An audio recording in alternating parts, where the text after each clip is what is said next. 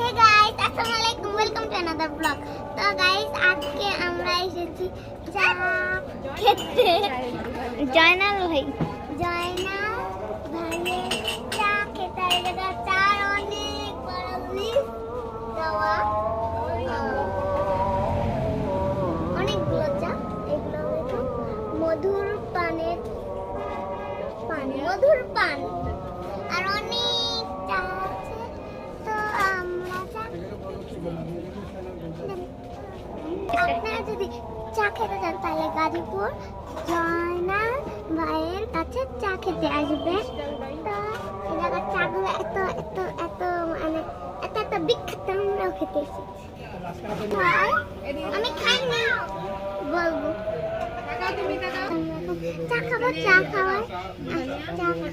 টাইমে আমরা আসছি।